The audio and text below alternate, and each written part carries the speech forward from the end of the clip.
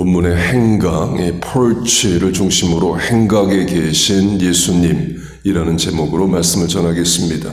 행각은 기둥을 세우고 천정을 덮었지만 벽을 세우지 않은 공간입니다. 지붕이 있어서 그늘이 되고 많은 사람이 모여 쉴 수 있는 공간이 됩니다. 본문의 솔로몬 행각이 유명한 행각으로 사도행전에 많이 나오고 또 예수님도 솔로몬 행각에서 말씀을 가르치십니다. 나면서부터 앉은뱅이 된 자가 성전의 많은 문 중에 미문, Beautiful Gate 앞에 앉아 있습니다. 가장 많은 사람들이 오가는 곳에서 구걸하기 위함이죠. 그 미문을 통해서 들어가면 바로 솔로몬 행각이 나옵니다. 앉은뱅이도 일어난 뒤에 베드로로부터 일어난 뒤에 바로 들어간 성전 공간이 솔로몬 행각이에요.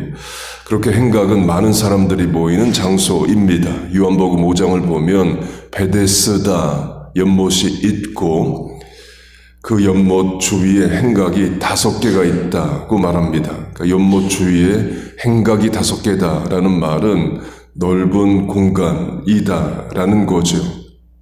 고고학 발굴로 하면 연못의 길이가 가로 110m, 세로 80m, 깊이는 8m로 큰 연못입니다. 그러니까 실로암 연못과 더불어서 예루살렘의 중요한 수원이에요. 연못도 사람이 많이 모이는 곳이고 행각도 사람이 많이 모이는 곳입니다. 예수님은 솔로몬 행각에도 계시고 베데스다 연못에도 결국 그 주위가 행각이니까 그 행각 쪽에도 가십니다. 곧 예수님은 사람이 많이 모이는 곳으로 가십니다. 물론 한 사람을 위해서도 멀리 이동하십니다. 사마리아 수가성 여자의 경우 그 한 명 만나러 사마리아 가셔요. 그러나 대부분은 또 많은 사람을 만나 주십니다. 선교로 적용하면 선교사들이 사람이 많이 안 사는 산골 시골 어촌 농촌에 가는 것도 맞습니다. 그리고 사람들이 많이 있는 도시에 가는 것도 맞아요. 각각 사명의 자리가 다릅니다. 그래서 선교사면 시골 산골 농촌 어촌에 가야지 왜 도시에 가 있냐 그러면 안 됩니다. 바울로 하면 바울의 선교의 특징은 도시 선교입니다. 사도행전에 나오는 바울이 방문했던 지명은 전부 다 당대의 대도시이에요. 유대인들 많이 살아서 회당이 있고 로마의 군대도 있습니다. 그러니까 거점 도시라는 거죠. 그래서 바울 선교의 특징을 텐트 메이킹, 그러니까 자비량으로도 말하지만 도시 선교로도 말합니다.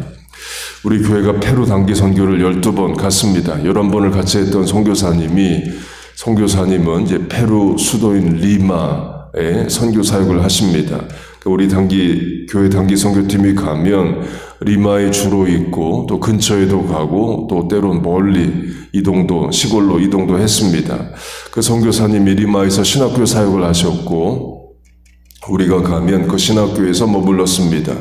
그 신학교 학생들이 우리 단기 선교팀이 여러 번 가는 것을 보면서 이런 생각을 했답니다. 미국에서 리마까지 오는데 우리가 페루의 시골에 가서 단기 선교를 하자. 우리 교회는 도시 중심 선교를 했습니다. 그런데 그 선교의 영향으로 현지 신학생들이 현지 시골에 가서 단기 선교를 하는 일이 시작이 되었어요. 역시 하나님은 하나님의 일을 하십니다. 베데스다의 문자적 뜻은, 이름의 뜻은 House of Mercy, House of Grace, 자비의 집, 은혜의 집입니다. 많은 병자들이 그곳에 머무르고 있었습니다.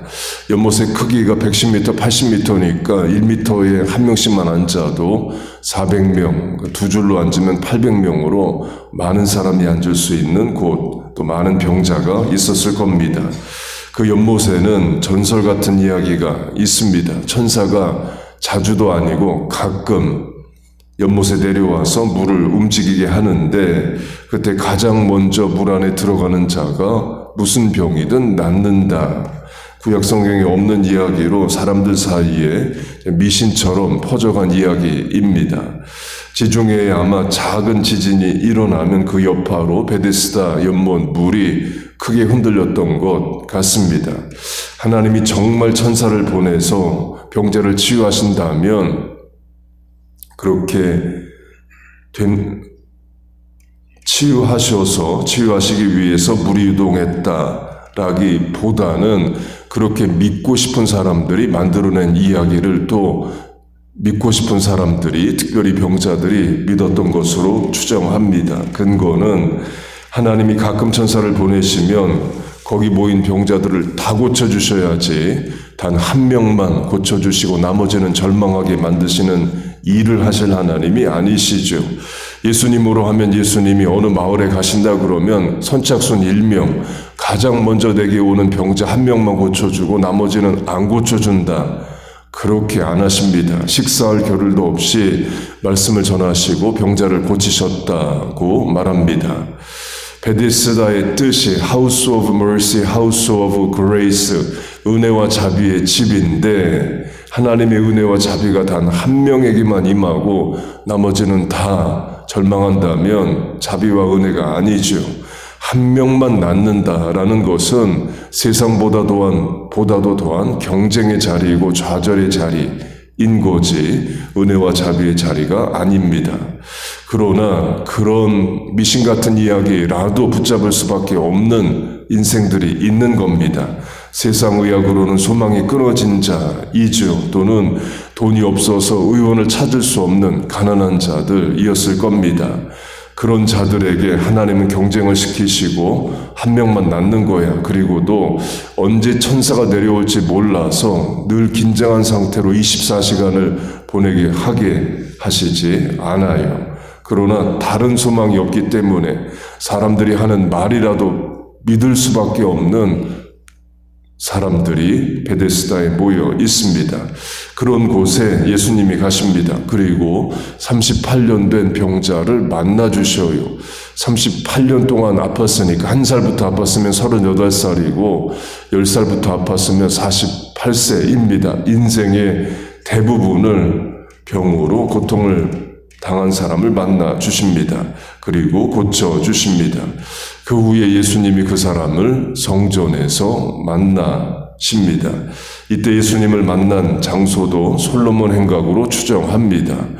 가장 많은 사람들이 모이는 곳이 솔로몬 행각이고 또 가장 많은 사람들이 모여서 헌금함도 솔로몬 행각에 있었습니다. 그렇게 본문에서 예수님이 솔로몬 행각에 계시고 지난주 강조한 대로 예수님이 수전절의 솔로몬 행각에서 하신 말씀은 아버지와 내가 하나다, 그러니까 내가 하나님이다를 말씀을 하십니다. 수전절에 그 말씀하시고 유대인들은 예수님을 죽이려 듭니다. 베데스다 연못 근처 행각에서 일어났던 일도 마찬가지입니다. 38년 된 병자를 고쳐주시고 그 병자가 행각 성전 안에 들어와서 예수님을 만납니다. 많은 사람들이 모이고 예수님이 그때 하신 말씀도 같은 차원이에요.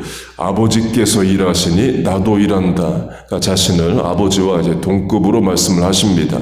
그러니까 역시 내가 하나님이다를 말합니다.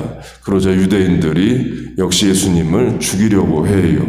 곧 예수님은 계속 자신을 드러내십니다. 그러나 유대인들은 계속 예수님을 대적합니다. 지금도 그렇죠. 유대인들 예수 안 믿습니다. 안 믿는 정도가 아니라 주위씨가 예수 믿으면 차별하고 핍박하고 심지어 사제폭탄 집으로 던지는 게 지금의 이스라엘입니다. 하나님 보실 때, 예수님 보실 때 얼마나 안타까우시겠어요. 그래서 주위씨 전도의 사명이 있습니다. 그럼 어떻게 주위씨 전도하느냐? 가장 좋은 방법은 이미 예수를 믿은 주위씨가 다른 주위씨에게 전도하는 게 가장 효과적입니다. 설교 시작에 강조한 페루 수도 신학생들이 지방 단기 선교를 한다와도 같죠. 페루인들이 페루인에게 전도하는 것이 가장 효과적인 것처럼 주위씨가 예수 믿고 주위씨 전도하는 것이 가장 효과적입니다. 또 이미 그렇게 하고 있습니다. 마지막 적용점입니다. 우리도 베데스다 연못의 그 사람처럼 38년으로 대표할 수 있는 오래된 문제, 오래된 고민, 고쳐지지 않는 문제 난제들 가운데 있을 수 있습니다. 예수님께서 찾아와 주시고 해결해 주시기를 바랍니다. 그런 예수님의 찾아와 주심과 말씀하시고 치유해 주시는 역사가 이 아침에 여러분의 삶에 충만히 임하시기를 주의 이름으로 축복하고 축원합니다. 아멘. 기도하겠습니다. 하나님 아버지, 예수님을 우리에게 보내주심을 감사합니다. 또 이 땅에 오신 예수님, 병자와 문제 난제들 가운데 있는 사람들을 찾아가 주시고 해결하여 주심을 감사합니다. 오늘 내게도 자녀에게도 나라와 민족에도 교회에도 찾아와 주시고 해결하여 주옵소서. 교회가 섬으로 말미암아 지역이 복음화되게 하시고 또 나라도 살아나는 역사가 있게 하여 주옵소서. 새벽에 기도하는 성도들의 가족들을 구원해 주시고 마음에 품고 기도하는 전도 대상자들 구원하여 주옵소서. 예수님의 이름으로 기도하옵나이다. 아멘.